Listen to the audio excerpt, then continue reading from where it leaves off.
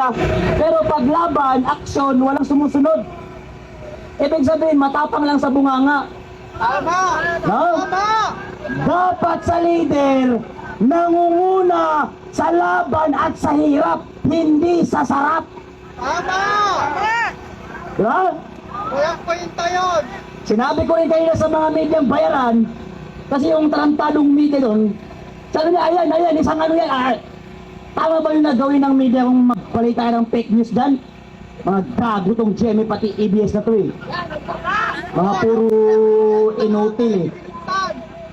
Ba? Kawatan! Ang sabi namin, papayag kami na arestuin si Bato basta dito litisin sa ating bansa. Tama! Ito ay Republika ng Pilipinas, hindi Republika ng Netherlands, gago. Oh, yan! Tama yun! Meron tayong sariling batas na umiiral sa ating bansa. Nandyan ang Supreme Court na dapat humusga kung ang Pilipino ay nagkasala o hindi. Hindi ang Netherlands at ang gagong ICC. Di ba? Tama! Tama!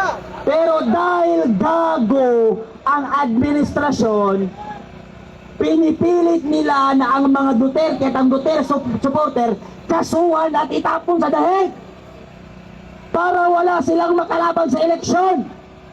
Alam nila kasi matatalo sila! Papayag ba tayo na maulit ang nangyari kay PRD? Hindi! Papayag ba tayo? Lalaban ba tayo? Lalaban tayo para sa ating kinabukasan at para sa ating bansa. Yes! Ipaglaban natin kung sino ang totoong politiko na may pagmamahal sa ating mga Pilipino. Tama! Nagkagulo ba lang kayo nung termino ni PRD? Marcos, putang ina mo, bakit kagulo ngayon? Yes! Putang ina mo, Marcos! Matibag na support. Kung merong kang bayag, pasukin mo yung bahay ng mga congressman na magnanakaw. At may dalang maleta! Mga walang bayag itong mga tarantado na ito eh. Matapang lang kasi may mga gwardya.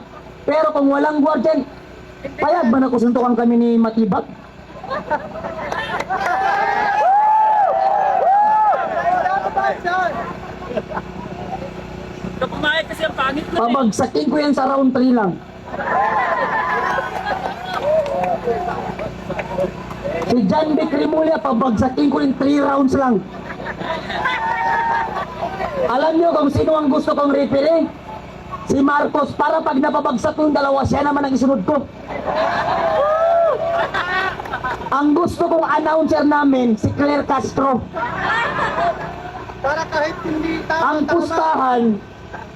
Ang pustahan, pag natalo yung dalawa, si Claire Castro, ang gawin natin sa kanya, isang buwan natin pagsalitain ng puro kasinungalingan.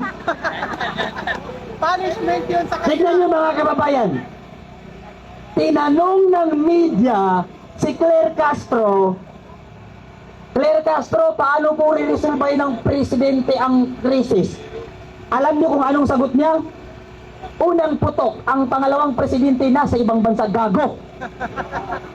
Ang tanong kung paano resolbahin ang krisis, hindi kung nasaan ang pangalawang presidente. Pangalawa, tinanong siya kung meron bang magkaibigan ba si Marcos pati si Babanta. Anong sinagot niya? Ang dapat po sigurong itanong ninyo, anong relasyon ng mga Duterte pati ng mga Mabanta? Kung hindi ka ba naman tarantado, lahat na lang ng tarantado na naging tagapagsalita ng Malacanang at tagapagsinungaling si Claire Castro. Castro! Ang sabi mo, hindi kaibigan ng presidente mong lutang si Mabanta. Pero bakit nandun siya nung birthday ni Mabanta? Sinungaling! Di ba? Kawatan! Kawatan! Hintayin ninyo na mabaliktad ang sitwasyon at lahat kayo babalatan namin ng buhay. Pagkatapos balatan, buhusan ng kalamansi. Tapos paliguan ng asin.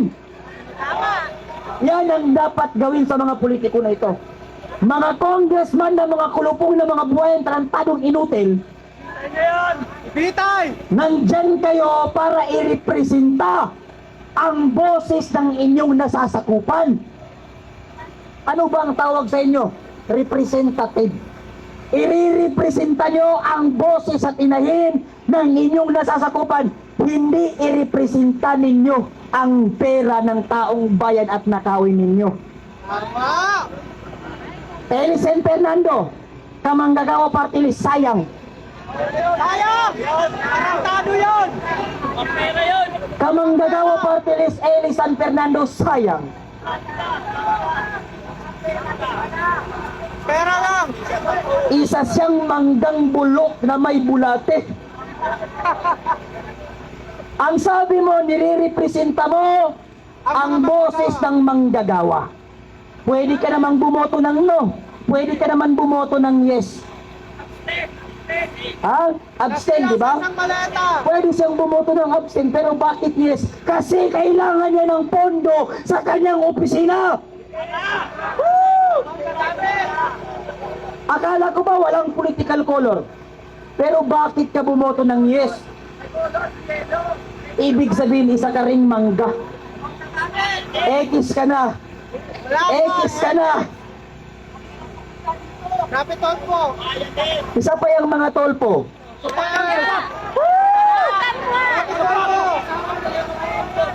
Yung mga tolpo, ang dami nila, pati kamag-anak, lahat sila magpipinsan, congressman, senator.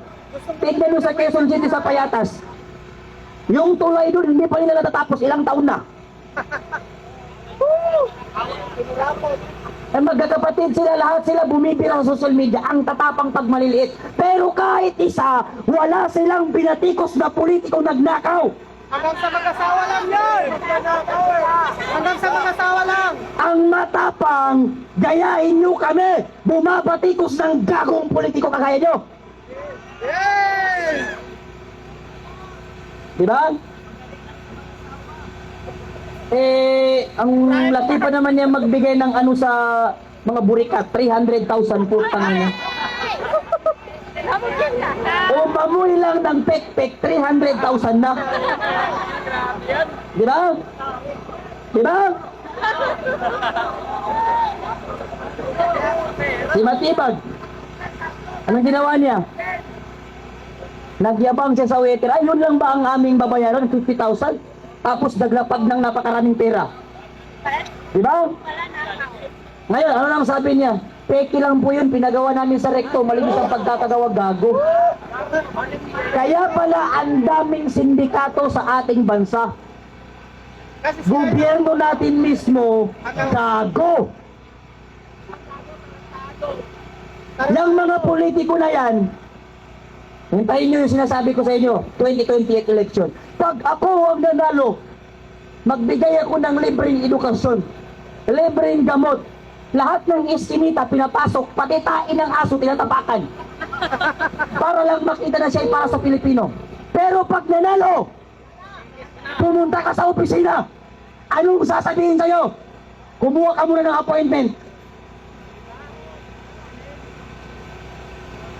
Pag nagbigay sila ng bigas, pera, kunin natin. Pero iboto natin kung sino yung dapat iboto. koleksyon muna! Diba? Lahat yan magagaling eh.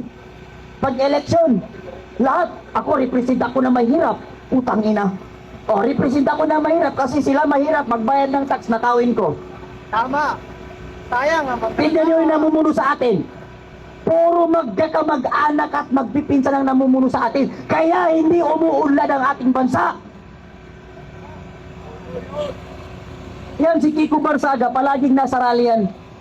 Yung nasa Sulaiman, magkasama kami doon nag-rally. Alam nyo kung bakit siya sumasama sa rally? Isa siya sa Pilipinong may pinakamalaking binabayarang tax. Alam nyo kung bakit? Siya ang may pinakamaraming pusang pinapakain sa Pilipinas. At ngayon, nandiyan na naman siya. Kaya hanggang dito na lamang mga kababayan, dapat yung leader natin matapang ha? Kagaya ni Duterte. Matapang, may bayag. Nakita niyo naman, di ba, yung ginawa ni VP Sara? Yes, tama. Anong sabi ni VP Sara sa sheriff? Bigyan mo muna sila kahit 1 oras lang para makalikas. Sabi ng sheriff, hindi, ilang araw na. Eh, di binugbog ni VP Sara. Ganon dapat ang leader. Kaya niyang gawin at ipagtanggol ang kanyang nasasakupan. Mabuhay ang mga Duterte, mabuhay tayong mga Pilipino.